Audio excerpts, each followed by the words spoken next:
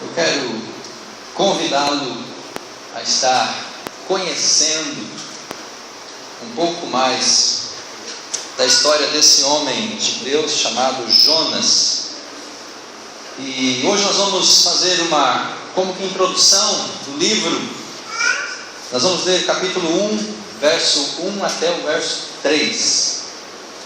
E eu quero falar um pouquinho sobre chamado, fuga e obediência.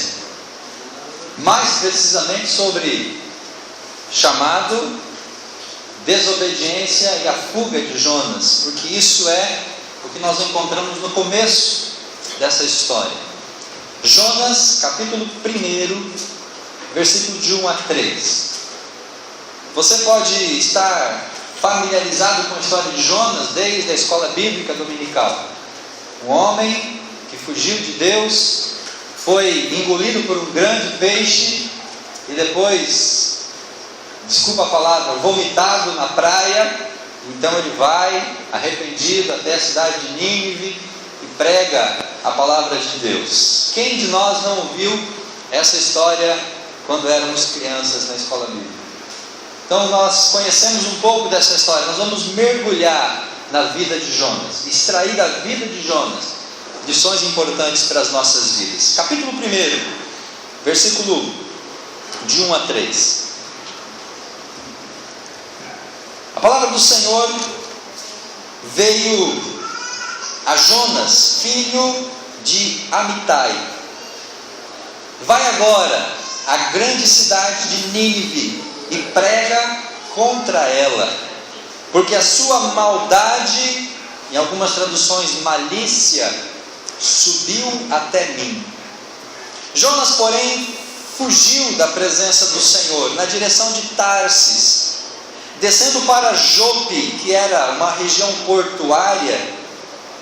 Achou um navio que ia para Tarsis, pagou a passagem e embarcou nele, a fim de ir para Tarsis, fugindo da presença do Senhor. Quando chamados por Deus para um ministério, é loucura fugir dele. É isso que nós podemos, irmãos, abordar nesse começo da vida de Jonas. Quando Deus nos chama para um ministério, para uma tarefa, para um trabalho, fugir desse chamado é a maior loucura, a maior besteira que nós podemos fazer na nossa vida, e principalmente na nossa vida cristã. E Jonas, ele vai nos ensinar, entre muitas outras lições, essa realidade. O quão tolo nós somos, fugindo do chamado que Deus faz para cada um de nós. No livro de Jonas podemos enxergar duas ideias muito importantes e essenciais. A primeira delas, a soberania de Deus sobre o homem e sobre a criação. Em toda a história de Jonas nós vemos essa soberania que Deus exercita, efetua sobre o homem, na vida de Jonas no caso, a cidade de Nínive, mas também sobre toda a criação. Deus ordena o mar, Deus ordena o peixe, Deus ordena a larva que foi lá e comeu a planta e a planta morreu. Então, irmãos, a soberania de Deus está aqui no livro de Jonas. A soberania nas nossas vidas também precisa ser algo presente. Segunda ideia, a misericórdia e o amor de Deus. Ao olhar para a história de Jonas, o que Deus quer mostrar para mim e para você hoje, no século 21, 2015, é que Deus é um Deus de muito amor e de muita misericórdia, para com os seus servos e para com aqueles que andam também no pecado. Deus foi amoroso, misericordioso com Jonas, mas Deus também foi, ao mesmo tempo, amoroso e misericordioso com os ninivitas, aqueles a quem Jonas deveria ir e falar do amor de Deus. Essas duas ideias são o tema central de Jonas. A misericórdia de Deus pode alcançar até as pessoas menos prováveis. Pensa numa pessoa que você aposta todas as fichas que não entraria no céu. Pensa um pouquinho agora. Uma pessoa que hoje, você olhando para a vida dessa pessoa, você pode dizer assim: olha, eu acho que aquela pessoa jamais vai entrar no céu. Pensou numa pessoa? É só uma, tá, irmão? Não precisa encher a mão. Só uma pessoa. Será que Deus não é infinitamente amoroso, gracioso, e Deus não pode alcançar essa pessoa que veio agora na sua memória, que veio agora na sua mente? Deus, Ele pode alcançar pessoas menos improváveis, que nós julgamos que jamais estariam na eternidade. Mas quem de nós pode fazer esse pré-julgamento, esse preconceito? Na cabeça de Jonas, os ninivitas seria o último grupo de pessoas a ser alcançado para o Senhor e pelo amor de Deus. Encontramos em Jonas um conflito. E qual que é o conflito de Jonas? Um conflito de orgulho religioso. Jonas era do povo de Israel, Jonas era profeta de Deus. Os ninivitas eram pagãos, eram pessoas que estavam longe de Deus. E Jonas agora se vê num conflito de ter que ir e falar do amor de Deus para com aqueles que não eram povo de Deus. Uma das restrições que Jonas teve em ir para Nínive foi esse orgulho. Ele não conseguiu ver o alcance da graça de Deus para aquela nação. Na mente de Jonas, na sua cabecinha tão pequena, ele achou que o único povo digno de amor e de misericórdia seria o povo de Israel, que era o povo amado, que foi o povo redimido, com quem Deus fez uma aliança. Jonas jamais pensaria humanamente em alcançar Israel. E muitas vezes nós vemos esse conflito entre nós mesmos, ou dentro de nós mesmos. Como que Deus pode fazer aquela pessoa ser alvo do seu grande amor? Ou talvez, meus irmãos, a pergunta ou a ideia que eu quero falar agora é: nós somos às vezes orgulhosos espiritualmente. Muitas vezes nós temos um orgulho santo. Muitas vezes nós nos pautamos na nossa vida religiosa, mas Deus, Ele quer alcançar qualquer pessoa. E aí Deus então vai mostrar para Jonas, que é um profeta um pouco desobediente e rebelde, que o amor dele não é exclusivo de um grupo, de uma nação, de um povo, de uma igreja. Não, o amor de Deus, Ele é grandioso para alcançar todas as pessoas. Assim como os ninivitas se arrependeram com a pregação de Jonas. Lá em Israel, quando Jesus veio pregar o Evangelho, Jesus cita a história de Jonas. Por quê? Porque como os ninivitas se arrependeram, Deus queria que os israelitas do seu tempo também se arrependessem. E Jesus queria que nós hoje, povo contemporâneo, também nos arrependamos dos nossos pecados. A mensagem de Jonas é: como os ninivitas se arrependeram, Israel deveria se arrepender. E hoje nós também devemos, da mesma forma, nos arrepender dos nossos pecados. Esse evangelho é um evangelho que exalta a misericórdia, o amor de Deus e a graça de Deus, que alcançou os ninivitas, alcançou Israel e deve também alcançar hoje a igreja, ao meu e ao seu coração. E nos nossos dias, irmãos, Deus tem chamado homens e mulheres para serem como Jonas. Tem algum Jonas no nosso meio? Não. Mas nós somos simbolicamente Jonas. Por quê? Somos chamados. Somos servos de Deus, amém? Você é servo do Senhor? Sim ou não? Você é servo de Deus. Você tem uma mensagem de salvação no seu coração. Você tem uma boa notícia para dividir com as outras pessoas. Você é chamado para ir e falar do amor de Deus para alguém. Então, nós somos, irmãos, os Jonas nos dias de hoje. Nós somos os missionários da graça de Deus no mundo perdido, no mundo iníquo, no mundo que não sabe para onde ir. Mas no nosso meio existem muitos Jonas que, quando são chamados, decidem fugir desse chamado. Nós temos no nosso meio, irmãos, muitas pessoas que representam Jonas. Deus chama, Deus comissiona, e essa pessoa então diz para Deus: Deus, não vou fazer isso não, eu vou seguir o meu caminho. 3 lições que nós aprendemos nesse começo do livro de Jonas. Primeira delas, quem era Jonas? Ou a sua biografia do profeta chamado por Deus. O texto diz no versículo 1 que a palavra do Senhor veio para Jonas, e ele era filho de Amitai. A palavra Jonas, o nome Jonas, significa pomba. Jonas significa pomba. E eu fiquei pensando, o que Que lição tem a ver o nome Jonas com esse contexto, pomba? E aí eu pensei em duas questões. Jonas, a pomba da paz. Aquele que estaria levando uma mensagem de paz para os ninivitas. Ou talvez, nas nossas elucubrações, Jonas, um pombo correio. Aquele que iria com uma mensagem. O nome Jonas tem essa conotação, ele significa pombo. Ele era filho de um homem chamado Amitai, um homem leal, um homem justo, um homem que era servo de Deus. E esse homem chamado Jonas vivia numa cidade chamada Gat-Hefer. Tem uma referência em 2 Reis 14:25. Ficava perto do mar da Galileia, perto de Nazaré. Essa questão geográfica não é muito relevante para nós agora. Jonas, ele profetiza na época de Jeroboão II, lá por volta do ano 700 a.C., Reino do Norte, Israel.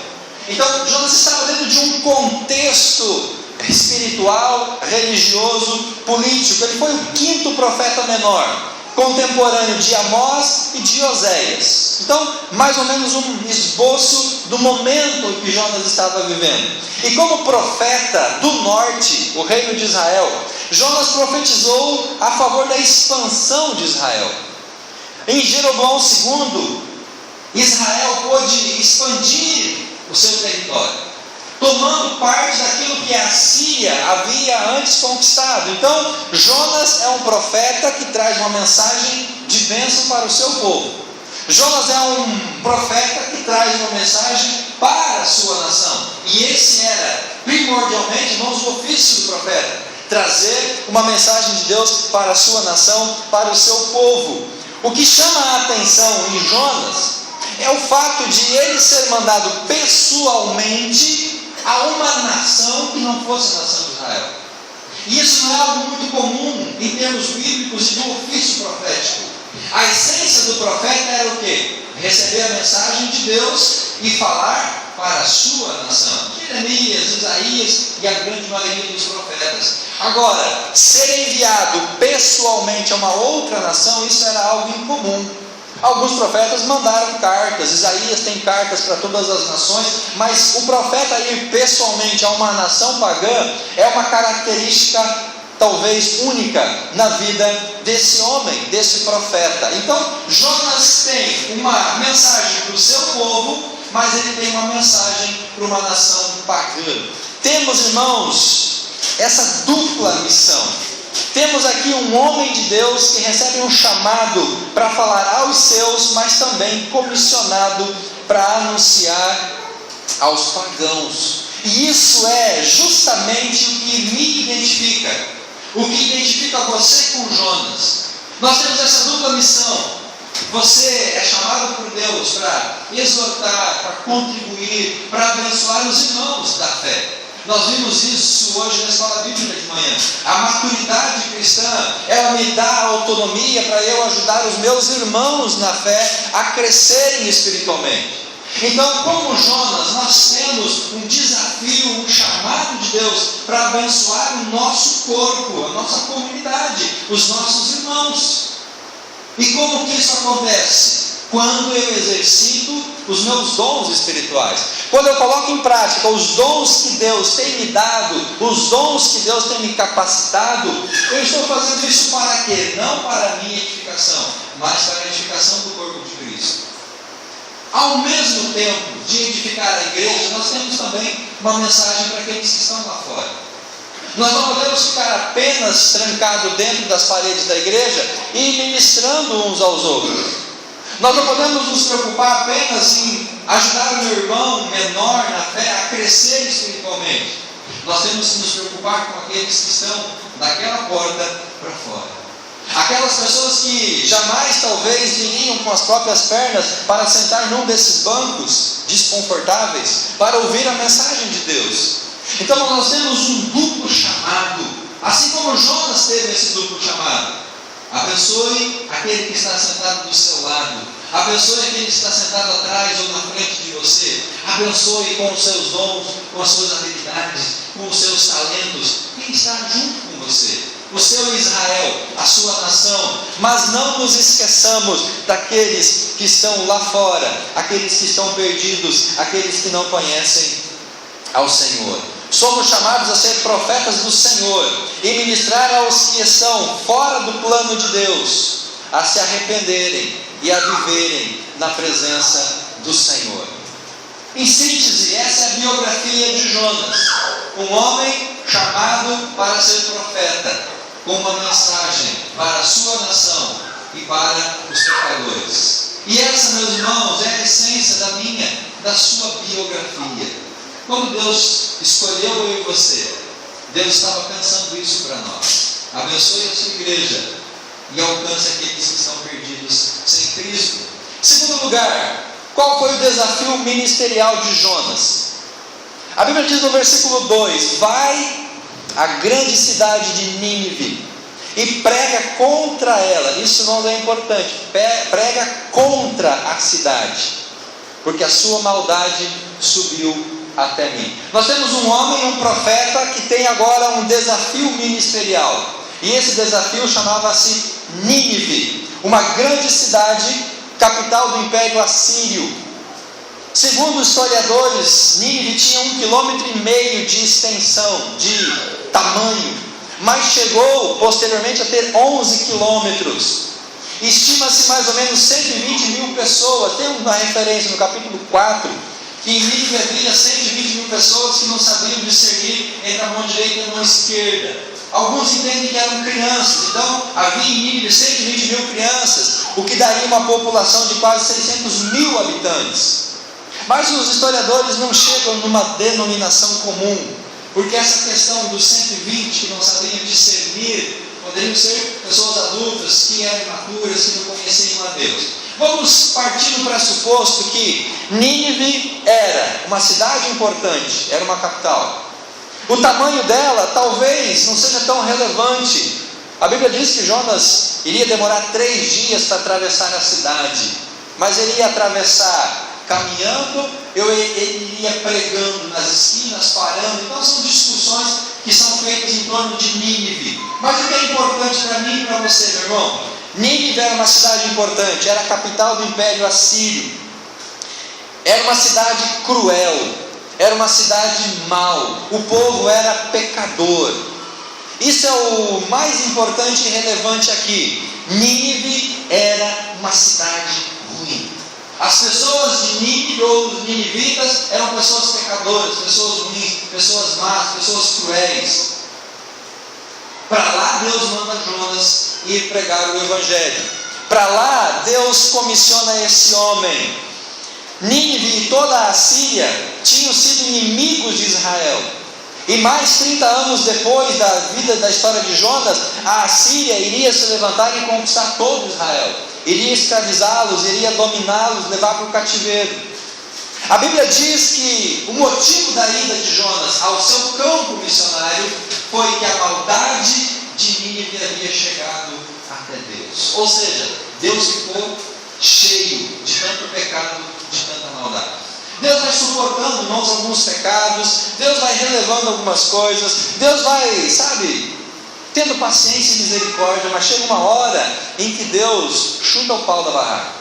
Chega uma hora que Deus não consegue mais administrar aquela realidade, e a malícia da cidade foi o que levou Jonas para lá, com uma mensagem de condenação, com uma mensagem de destruição, de julgamento da parte de Deus para aqueles homens, quase como lá em Gênesis capítulo 18, verso 20 e 21. Se você quiser acompanhar a leitura, capítulo 18 de Gênesis, verso 20 e 21. A realidade de Nínive era muito próxima de Sodoma e Gomorra. Capítulo 18, 20 e 21. A Bíblia diz assim: e o Senhor acrescentou, porque o clamor contra Sodoma e Gomorra se multiplicou, e o seu pecado se agravou muito. Descerei agora e verei se tudo o que eles têm praticado condiz com o clamor que tem chegado a mim. Se não for, saberei. Basicamente, Nínive havia extrapolado ou chegado no limite da paciência da misericórdia e da graça de Deus. Então Deus manda Jonas para lá. Jonas vai lá e prega que eu vou destruir todos eles. A tarefa de Jonas é assustadora: pregar, clamar contra Nínive. Uma coisa é você trazer uma mensagem boa para o inimigo seu, outra coisa é você trazer uma mensagem de condenação para esse mesmo inimigo. Uma coisa é você levar uma mensagem agradável, boa para o seu amigo, para o seu irmão em Cristo, para o seu vizinho. Outra coisa é você chegar nesse amigo, nesse vizinho, com uma mensagem de condenação, de confronto, uma mensagem que não seja agradável aos seus ouvidos. Então, meus irmãos, a tarefa de Jonas era uma tarefa difícil. E às vezes, dentro desse contexto, quem mais sofre é o mensageiro, somos nós, é eu e você. Atualmente seria como um missionário cristão europeu chegar lá no Oriente Médio com uma estátua de Maomé e pregar no reduto do Estado Islâmico contra as suas ações e os seus pecados. Você consegue imaginar isso? Um missionário europeu cristão vai lá para o Oriente Médio com uma estátua de Maomé, profeta do islamismo, e dentro do reduto do Estado Islâmico pregar contra o pecado e as ações daquele povo. Você faria isso? Você teria essa disposição? Se Deus chamasse você para fazer isso, você faria? Será que nós faríamos isso? Mas é isso que Jonas é convocado a fazer. Talvez, irmãos, nós não precisamos chegar a esse extremo, mas o fato é que há em nosso redor pessoas, amigos, familiares, entes queridos, colegas de trabalho, pessoas que vivem na prática do pecado, pessoas que estão longe do amor de Deus, que entristecem o coração de Deus, e que Deus nos chama para que nós possamos ir e falar do amor dele para essas pessoas. Você não precisa sair de Foz do Iguaçu e ir lá para o Oriente Médio e pregar o cristianismo para os muçulmanos. Alguns são chamados para isso, mas nós temos ao nosso redor pessoas que estão precisando de uma palavra, pessoas que estão precisando ser resgatadas e alcançadas pelo amor de Deus. Cada um tem o seu campo missionário, o seu desafio ministerial. Qual é o seu?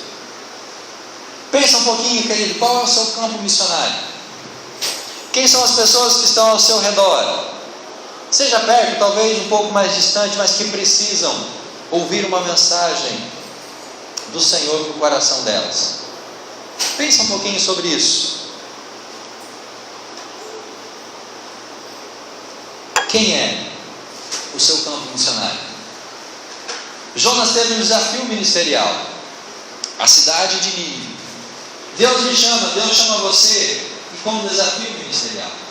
Alguns deixam sua cidade, sua terra natal e vão para outros países, mas a Bíblia diz que nós devemos pregar em Jerusalém, Judeia, Samaria e aos confins da terra.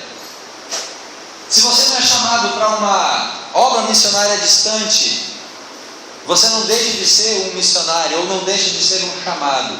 Tem pessoas bem pertinho de eu e você que precisam ouvir a nossa mensagem, ou da mensagem do amor de Deus.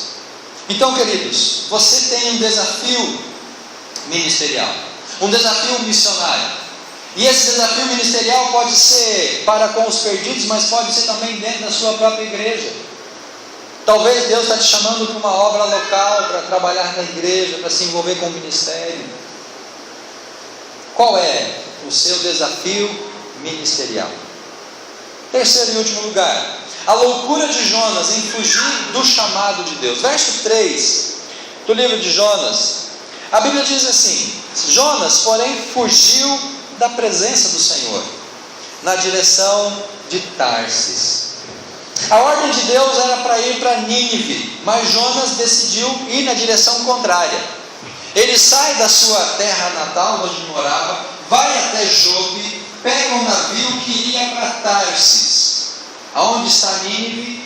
Está aqui. Ele tinha que sair daqui, ir por terra e chegar em Nínive. Mas ele sai daqui, vem em direção contrária, pega o barco e pelo mar ele vai lá para Tarsis, segundo os historiadores, atual Espanha. Ou seja, ele vai para o lugar mais distante de onde Deus o havia mandado. Ele pega o caminho oposto na direção mais contrária do seu chamado. Seria quase como se Deus falasse assim: olha, sai de Foz do Iguaçu e vai pregar lá em Cascavel. E aí você pega, sai de Foz, atravessa a ponte da amizade, se você conseguir passar na ponte da amizade. Lá no Paraguai, Cidade do Leste, você pega um táxi e vai parar lá em Assunção.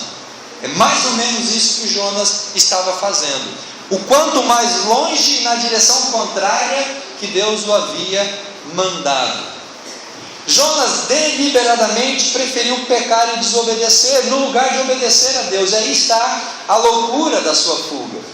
Ele deveria, como homem, como profeta, prontamente se dispor e ir até Nínive. Sabemos que as condições em Nínive não eram as mais favoráveis, mas esse era o chamado de Deus. Não é somente loucura fugir de Deus, como também uma tolice.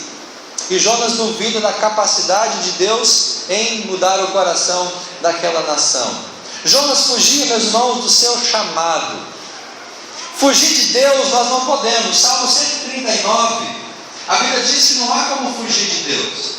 O Salmo 139 diz que no lugar onde quer que você for, Deus está lá. Seja no céu, seja na terra, seja na escuridão, seja no mar, em qualquer lugar, Deus vai estar presente. Você pode pegar um foguete e parar na Lua ou em Marte, Deus vai estar lá. Então Jonas estava fugindo da presença de Deus, sendo que não há como fugir da presença de Deus. Na essência, Jonas fugia do chamado que Deus tinha para ele. Ele estava agora se afastando disso. Fugimos também muitas vezes, porque não conseguimos sentir o amor de Deus pelos pecadores como Deus sente. Você já teve aquela experiência de sentir no seu coração, vou usar essa expressão, sentir no coração, de ter que falar para quem está sentado do seu lado no ônibus? E aí você ficou lá resistindo, relutando, fala ou não fala, digo ou não digo, puxa o assunto ou não. E aí a pessoa desce do ônibus, e aí você fica, puxa, eu deveria ter falado de Jesus para essa pessoa. Ou algo semelhante assim, um colega seu de serviço, uma pessoa da sua família, você não teve essa experiência? Assim como Jonas fugiu de ir para Nínive, nós estamos diariamente fugindo do nosso chamado ministerial. Nós também somos homens em fuga daquilo que Deus tem para nós. Fugimos de diversas formas, damos desculpas, damos justificativas, enfim, nós somos bons em arrumar desculpas para a nossa fuga. Não são poucas as vezes que nós cedemos à tentação e nos opomos à vontade de Deus, ou o pecado suga as nossas forças, e aí nós nos afastamos de Deus. Enfim, como é que eu e você temos fugido do chamado de Deus para as nossas vidas? Como é, meus irmãos, que nós estamos fugindo? Quais as desculpas que nós estamos dando para não assumir o chamado que Deus tem nos dado? 2015 está começando, estamos iniciando um novo ano com projetos, com necessidades, com muitas coisas a fazer, e Deus vai chamar a mim, Deus vai chamar você, e diante desse chamado, eu e você vamos dar desculpas, vamos dar justificativas. Não, Senhor, o trabalho esse ano vai ser muito pesado, eu vou começar a estudar, eu vou fazer faculdade, eu vou fazer cursinho, eu vou ter um filho novo, eu tenho muita situação. Deus, eu não vou poder fazer aquilo que o Senhor está me chamando. Eu estou muito idoso, eu estou doente, eu tenho um problema de saúde. Deus, eu não vou poder fazer aquilo que o Senhor está me chamando. Meus irmãos, que desculpas nós vamos dar para não obedecer o chamado de Deus? Adão e Eva deram desculpas para fugir da responsabilidade. Adão e Eva se desculparam. Moisés deu desculpa, disse que era gago ou pesado de língua. Josué estava arrumando um monte de problemas para não assumir a liderança do povo.